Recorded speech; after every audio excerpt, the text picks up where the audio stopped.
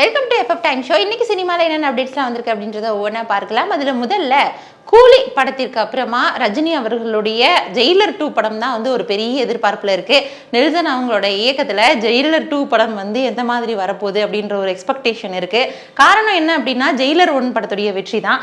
So Jailer 2 படத்தில் வந்து 2 முக்கியமான வில்லன்கள் வந்து இறங்க போகிறாங்க அப்படின்ற மாதிரியான தகவல்கள் வெளியாகி இருக்கு.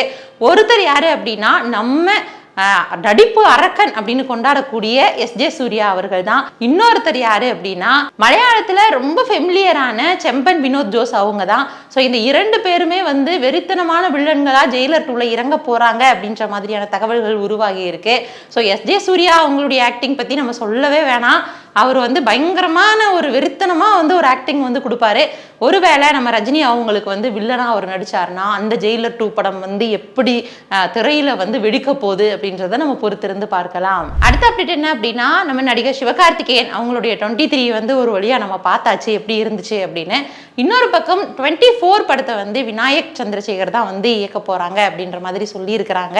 ஏற்கனவே இந்த படத்துல கமிட் ஆயிருந்தவங்க வந்து விலகிட்டாங்க. அதனால வந்து விநாயக் சந்திரசேகர் வந்து இயக்க போறாரா இல்லையா அப்படின்ற மாதிரியான பல கொஸ்டின்ஸ் இருந்துச்சு. ஒரு வழியா உறுதிப்படுத்துற மாதிரியான சூழல்ல இருக்கிறாங்க. SK24 படத்துடைய அப்டேட்டை நம்ம விரைவில் பார்க்கலாம். அடுத்த அப்டேட் என்ன அப்படின்னா நடிகர் சூர்யா அவங்களுடைய நடிப்புல வந்து ரிலீஸ் ஆகிறதுக்காக வாடிவாசல் ஒரு பக்கம் காத்துட்டு இருக்கு, ரெட்ரோ ஒரு பக்கம் காத்துட்டு இருக்கு. அப்படியே லைனப்பா வந்து அவர் ஃபிலிம் கொண்டு போயிட்டு இருக்காரு.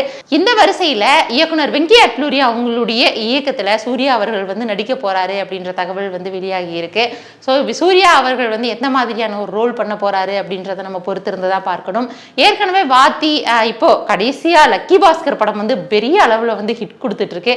இன்னுமே வந்து திரையரங்குல ஓடிட்டு இருக்கு அப்படின்ற அளவுக்கு பயங்கர ஃபேமஸ் ஆயிடுச்சு லக்கி பாஸ்கர் படத்தின் மூலமா இந்த இயக்குனர் ஒரு லக்கியாவே மாறிட்டாரு அப்படின்ற மாதிரி சொல்லலாம். ஸோ அந்த வரிசையில லக்கி பாஸ்கருக்கு பிறகு இப்ப சூர்யா வச்சு வந்து இயக்க போறாரு அப்படின்ற மாதிரியான செய்திகள் வந்து வெளியாகிட்டு இருக்கு.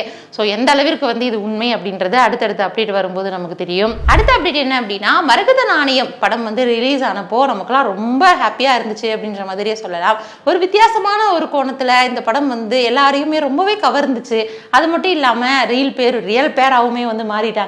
ஸோ அந்த வரிசையில் இப்போ மரகத நாணயம் பார்ட் 2 வந்து எடுக்க போகிறாங்க அப்படின்ற தகவல் வந்து வெளிப்படுத்தி இருக்கிறாரு அந்த படத்துடைய ஹீரோவே. ஸோ அதன்படி மரகத நாணயம் 2க்காக எத்தனை பேர் வந்து வெயிட் பண்ணுறீங்க அப்படின்றத கமெண்ட்ல சொல்லுங்க.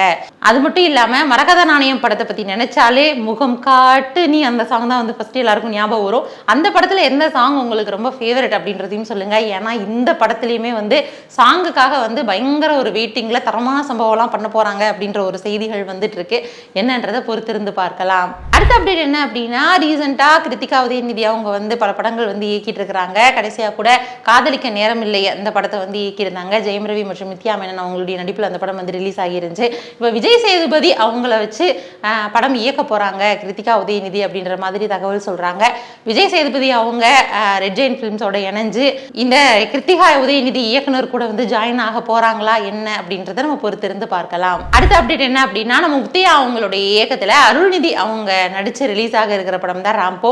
ஸோ இந்த ராம்போ படம் வந்து ஓரளவுக்கு பணிகள்லாம் வந்து முடிஞ்சிச்சு, ஒர்க்லாம் வந்து முடிஞ்சிச்சு அப்படின்ற மாதிரி சொல்றாங்க. ஸோ விரைவில் இந்த படத்தை பத்தின ட்ரெய்லர் எல்லாமே வந்து ரிலீஸ் ஆகும் அப்படின்ற மாதிரி சொல்றாங்க. அது என்னன்றதை நம்ம பொறுத்திருந்து பார்க்கலாம். அடுத்த அப்டேட் என்ன அப்படின்னா பிப்ரவரி 28ஆம் தேதி கூரன் அப்படின்ற படம் வந்து தியேட்டர்ல ரிலீஸ் ஆக போகுது அப்படின்ற மாதிரி அபிஷியலா சொல்லியிருக்கிறாங்க.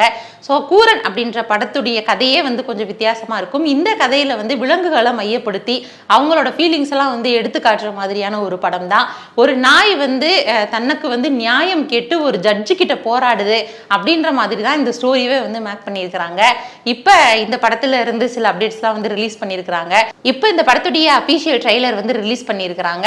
ஸோ இந்த ட்ரெய்லரை பார்க்கும்போதே ஒரு வித்தியாசமான ஒரு கதைக்களத்தில் தான் வந்து இந்த படம் வந்து இருக்க போகுது அப்படின்ற மாதிரி தெரியுது. அறிமுக இயக்குனர் நிதின் வேமுபதி வந்து இந்த படத்தை வந்து இயக்கியிருக்கிறாங்க. S.A. சந்திரசேகர், ஜார்ஜ் மரியான் போன்ற பலருமே வந்து இந்த படத்தில் ஒரு முக்கியமான கதாபாத்திரத்தில் வந்து நடிச்சிருக்கிறாங்க. கண்டிப்பாக இது ஒரு டிஃப்ரெண்ட் ஸ்டோரியா இருக்கும் அப்படின்னு சொல்லிட்டு நம்ம நம்பலாம். இந்த மாதிரி சினிமாவில் ஒவ்வொரு நாளும் நிறைய விஷயங்கள் வந்து நடந்துட்டு இருக்கு. நம்ம தொடர்ந்து பார்த்துட்டு இருக்கோம். நம்ம அடுத்தடுத்த வீடியோக்கள்ல நம்ம தொடர்ந்து பார்க்கலாம். அதுவரை இணைந்தே இருங்கள். இது FF time show. Bye from Devika.